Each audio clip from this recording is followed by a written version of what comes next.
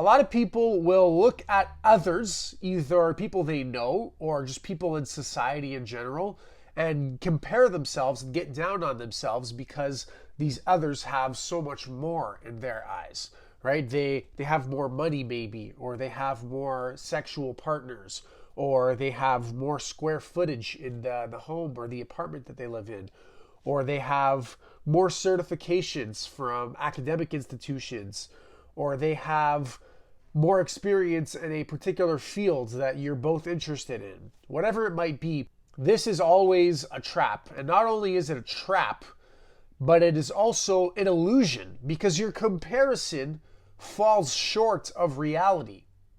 You might think, what are you talking about? I can clearly observe that they have more money than I do.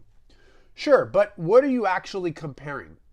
Right? When we do this, when we fall into this trap of comparing ourselves to others, what we're doing is creating an ideal in our head, right? So this other person and what they have is more ideal than what we have. We think that we would rather be them because what they have is better than what we have. But here's where it's an illusion. I'll talk about why it's an illusion and then I'll get into why it's a trap. It's an illusion because you don't actually know what's going on in that person's life. Here's a little thought experiment. Say you had a button where you could press it and then you could switch lives with that person. But not only are you switching lives with them, you're also like switching minds with them. So you see the world how they see it. You are as happy on a day-to-day basis as they are. You have, their house, their money, you're living in their body, whatever. You go ahead and you press that button and you may quickly discover that you were actually much happier despite having more inches on your waist, despite having less money in your bank account. Perhaps you are actually a lot happier than that person is. That could very well be the case. Usually when we do this, we're comparing one aspect of our life to another person's singular aspect to their life. So if somebody has more money than us, we focus just on the fact that they have more money. But you may very well have more emotional intelligence, better quality relationships in your life. And those two things alone, I would pick those two things over all the money in the world any day. If I could be somebody who had an unbelievable amount of money, but poor emotional intelligence and not very high quality intimate relationships in my life, and the catch is I'm not allowed to develop them at all. I'm kind of stuck at this like mediocre level of relationships and emotional intelligence, versus I could be somebody with relatively decent emotional intelligence and relatively good, healthy relationships in their life. And I'm allowed to focus on developing these things, but I have not a lot of money. I would much rather be the person with not a lot of money. Every single day of the week, I would choose that second option. Well, like, think about it. When you compare yourself to someone else, you're not focusing on the big picture. And that's where that comparison that you're making is an illusion. It's not real. It doesn't reflect reality. They are not necessarily the ideal that you're holding them to be in your mind. Your life may very well be a lot better. So that's where it is mostly an illusion. Okay, now let's go ahead and focus on where, even if it wasn't an illusion, it's a trap. Here's why it is a trap to be comparing yourself to someone else.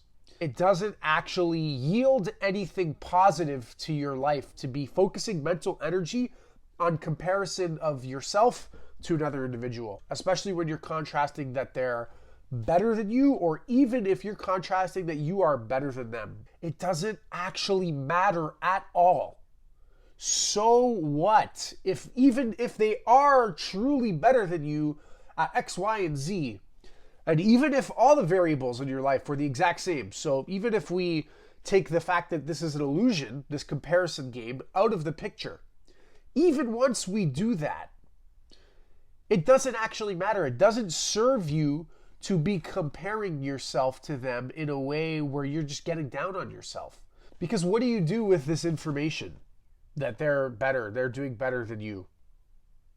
You can't really do anything with it. Now, what you can do is see a direction that someone has gone in successfully that you yourself would also like to go in, And there's nothing wrong with learning from another person's success, understanding their process, so you can kind of intertwine it and integrate it in with your own process of achieving the goals that you want to get to.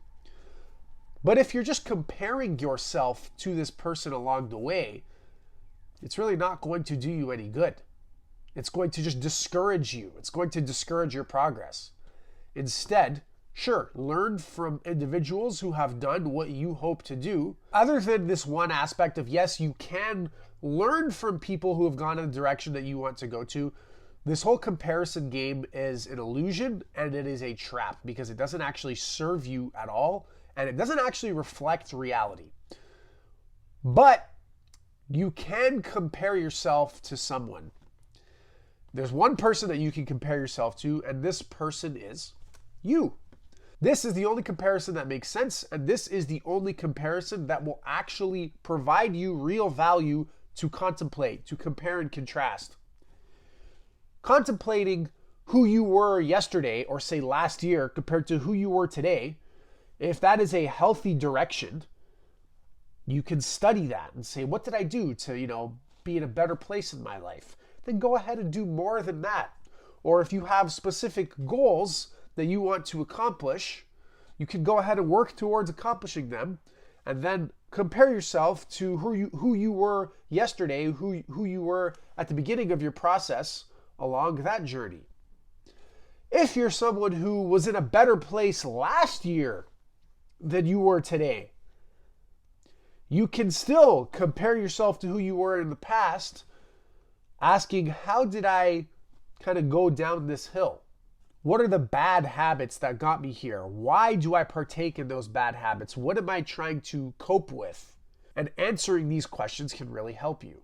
So you can already see where when you start to compare and contrast yourself, whether you are in a better place than you were or whether you are in a perceived worse place than you were, this comparison to your past self can really serve you. It can really bring up a lot of reflection questions to which the answers will provide you with a lot of value of which direction to go in next, what action to take to proceed in the direction that you want to go in.